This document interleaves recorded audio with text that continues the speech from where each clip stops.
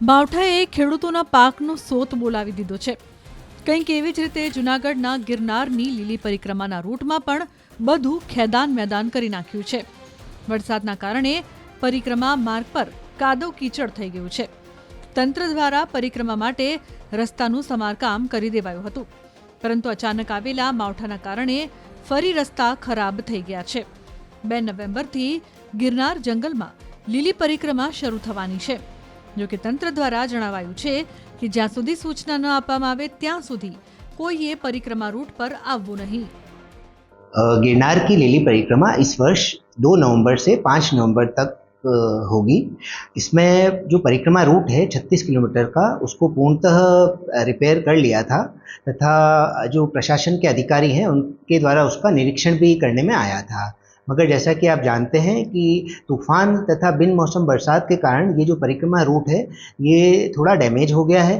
तो इस डैमेज के कारण इस रूट पर जो भारी वाहन हैं वो बिल्कुल भी नहीं आ जा पाएंगे, कि अगर गए तो वो वहाँ पर उनके फंसने की संभावना रहेगी तथा वापस से उसको निकालना एक बहुत बड़ा चुनौती हो जाएगा।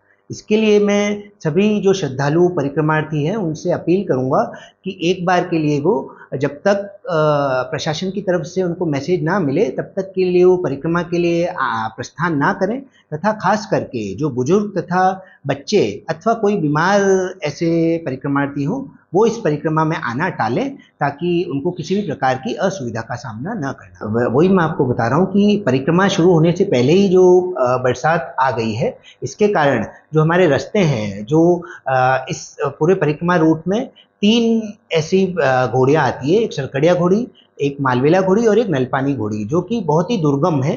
तो जब वो स्लिपरी होगा तो उस पर फिसल के चोट लगने की संभावना पूरी है, तथा मानव वन्य जीव घर्षण की संभावना को भी इसमें नकारा नहीं जा सकता।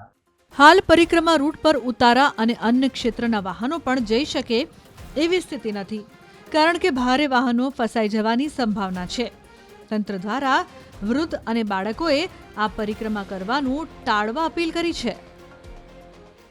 ગિરનારની લીલી પરિક્રમા આગામી 2 નવેમ્બરથી વિધિવત શરૂ થવાની છે, પરંતુ તે પહેલા વરસાદ છે તે આ પરિક્રમામાં વિઘ્ન બને તેવી એક શક્યતાઓ છે. ખાસ કરીને કમોસમી વરસાદના કારણે જે રસ્તાઓ જંગલ રૂટમાં બનાવવામાં આવ્યા હતા, જંગલ વિસ્તારમાં પરિક્રમા રૂટ પર, તે રસ્તાઓને નુકસાન થયું છે અને ખાસ કરીને જે રસ્તાઓ છે તે બિસ્માર થયા છે. આ જે ગેટ છે, આપ દ્રશ્યો જોઈ શકો છો, તે પરિક્રમાનો પ્રવેશ દ્વાર એટલે કે ઈટવા ગેટ છે અને તે પરિક્રમા દરમિયાન જ વન વિભાગ દ્વારા ખોલવામાં આવે છે. હાલ આ ગેટ પર તાળું જોવા મળી રહ્યું છે. કોઈને પણ હાલ અંદર પ્રવેશ આપવામાં નથી આવી રહ્યો, કારણ કે જે વરસાદના કારણે જે રસ્તાઓ અંદર જંગલ વિસ્તારમાં બિસ્માર બન્યા છે ને જેના કારણે કોઈ પણ વાહનો ન ચાલે તેવી સ્થિતિનું નિર્માણ થયું છે.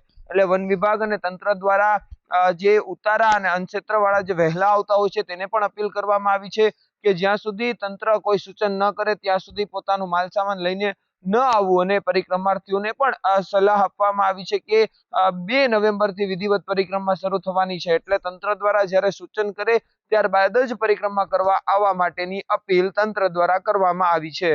અમાર બખાઈ ન્યૂઝ 18 ગુજરાતી, જૂનાગઢ.